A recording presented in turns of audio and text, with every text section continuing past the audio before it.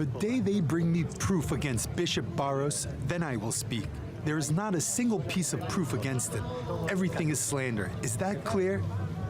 Well, it seems everything wasn't clear for Pope Francis, because just days after making that comment, he was forced to send the Vatican's top sex crimes expert to Chile.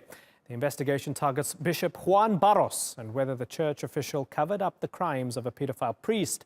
And while the Vatican says new evidence has emerged, critics have lambasted the Pope, saying he doesn't understand the depth of the crisis in South America. Well, let's go to our panel now. In London is the president of the National Secular Society UK, Keith Porteous-Wood. And we also have Jack Valero. He's the founder of Catholic Voices, a project aiming to improve the church's representation in the media. And finally, in Rome, Christopher Lamb, a correspondent for The Tablet, an international Catholic news weekly. I thank you all for joining us. Christopher Lamb, let me begin with you. Some see this as damage limitation from the Vatican because of the embarrassment of supporting Barros, and eventually they've sent this investigator. Is that how it played out?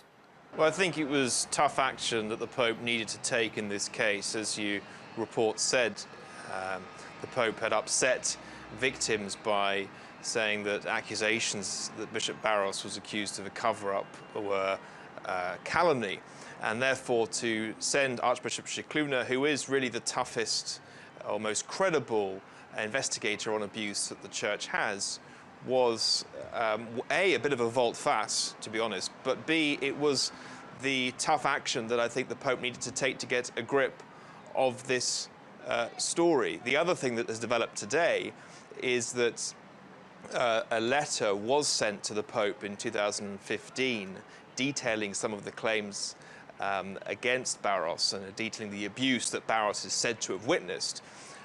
So this is an issue. This is a case that is kind of spiraling out of control a bit for Francis. So I think that the sending of Scicluna was absolutely necessary, and I think does show that the Pope is willing to take action. All right. So Keith, the Pope twice rejected Barros's resignation. He tried to stop others from getting Barros to resign. He defended Barros very recently, saying there's no evidence. And even if, Keith, this has been damage limitation by sending Scicluna, this guy is the gold standard. He's the best investigator around, and the Pope's taking this seriously. Should we be giving credit where it's due? He's doing something about it right now. Well, I think we all agree that it's damage limitation, but I'm afraid I have history with Archbishop Scicluna.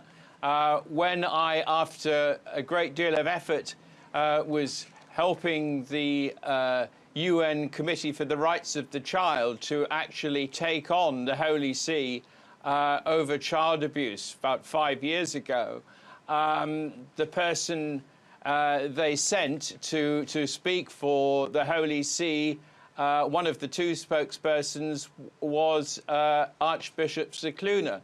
And the evasion that I witnessed and the hostility subsequently when the committee produced its report asking for rather reasonable things like immediately removing all known and suspected child abuse abusers from assignment and referring them to law enforcement and ensuring transparent sharing of all archives, all they got back from the Vatican and the Holy See was an attack, and I think impertinence. Okay. I mean, that should have been a to-do list that they didn't need to start a commission.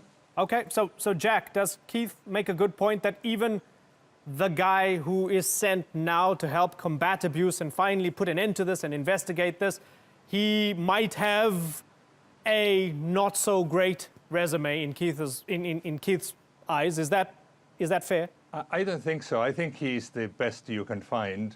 He's not afraid of telling truth to power and of anyone or anything. I think there was a particular thing with the United Nations Rights of the Child Committee, who had written their report before he actually arrived and didn't take account of the things that he told them, which was not very well done then. But I think if we put that aside, he's a very particular, very meticulous man. He will definitely investigate. I think the Pope believes Barros to be innocent, but obviously he's realized that that's not enough. It's not enough for him to think he's innocent.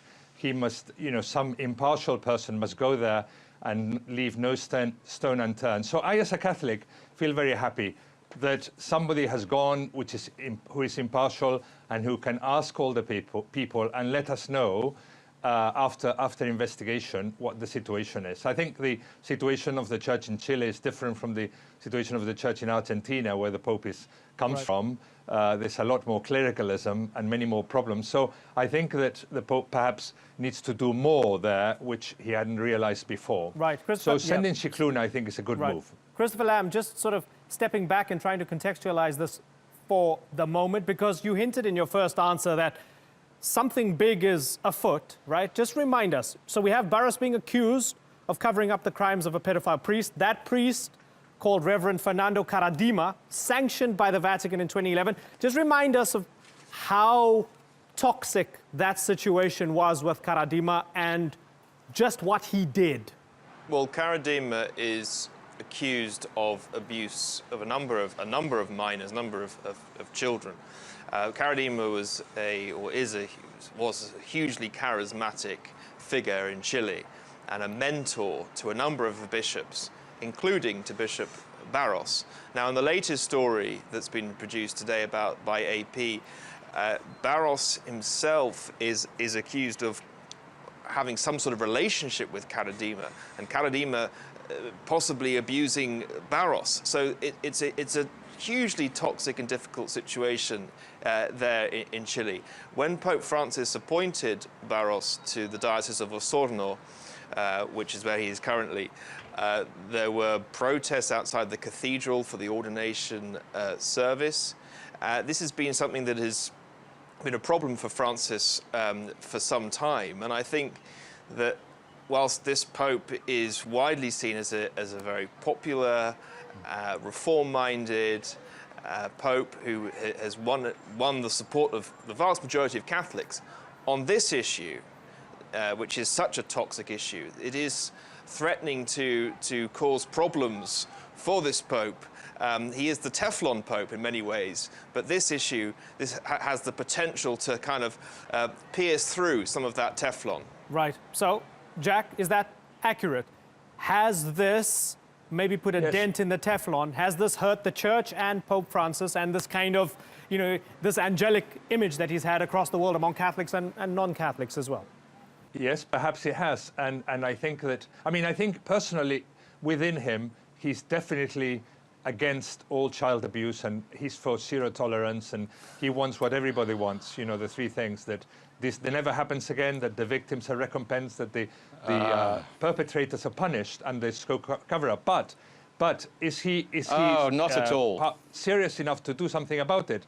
And therefore, what he needs to do a number of things, like he needs to make sure that the commission that was set up for the purpose works again, is in a bit of a hiatus at the moment. He needs to look at specific places where this is a big problem, like Chile, where it has been a big problem, and he needs to take more action. Okay, but so I think this could be the beginning, the beginning of something. Okay, interesting point. So Keith, right, when Jack said very specifically, this Pope is against child abuse, you shook your head in disagreement and had a wry smile. You can't tell me the Pope is pro-child abuse, can you?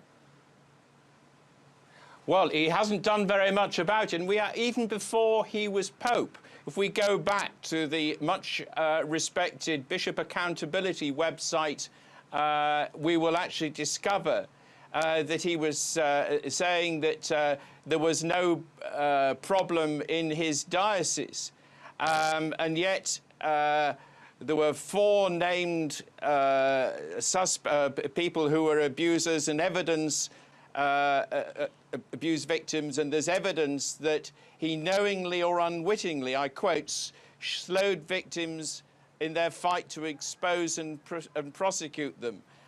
They sought the Cardinal's help and none of them received it, and that's been confirmed by his former spokesperson. So he's got form. I saw over a period of 4 years what happened at the UN Committee on the Rights of the Child, and it's very clear that with the hostility and impertinence of the exchanges there, and you just can't imagine that could happen without the Pope, the new Pope's personal direction.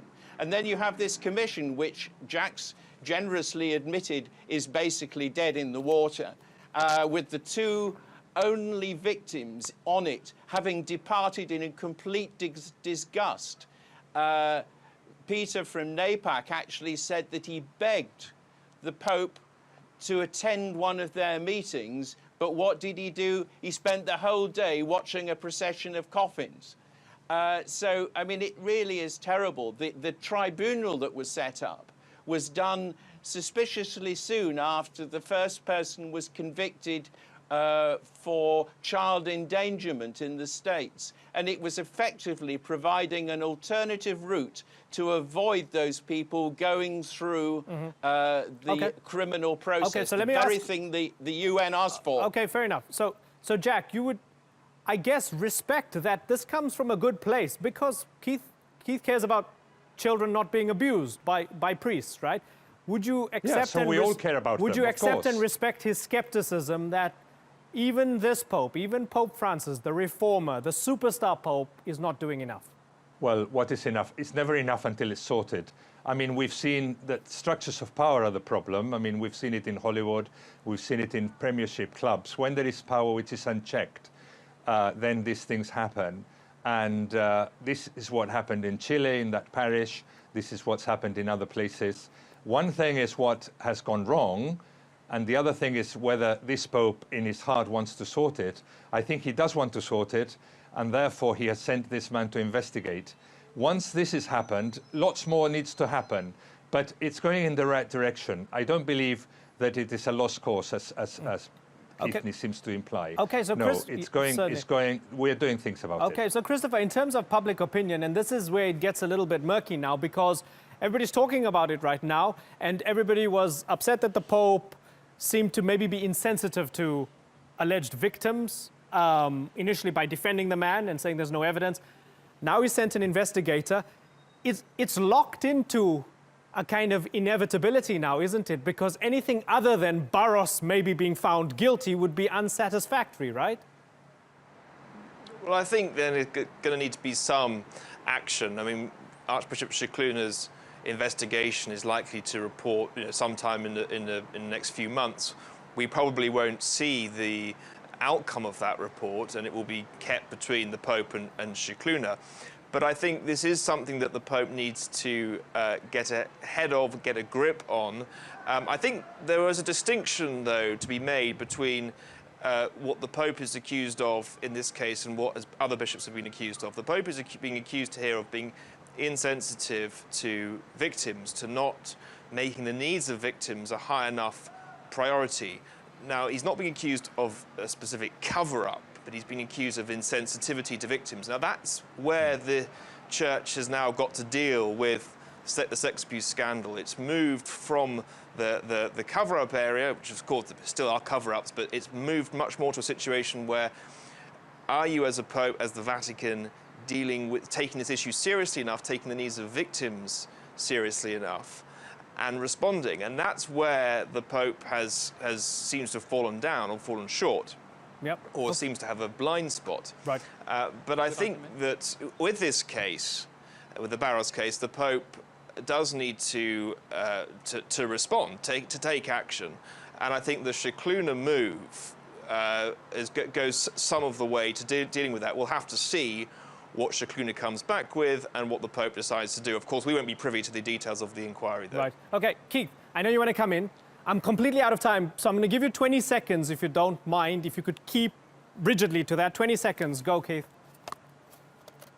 Well, I think the Pope, his record is exposed by his willingness to support Barros and also Cardinal Pell, whose reputation was well known. Anybody would steer away from those people if they were of right mind. Okay, so let's try and see what happens when Scicluna actually goes and what comes out of it. Gentlemen, it's been good to talk to you about a very important topic. Keith Porteous-Wood, Jack Valero, and Christopher Lamb. I thank you all for joining us on The Newsmakers.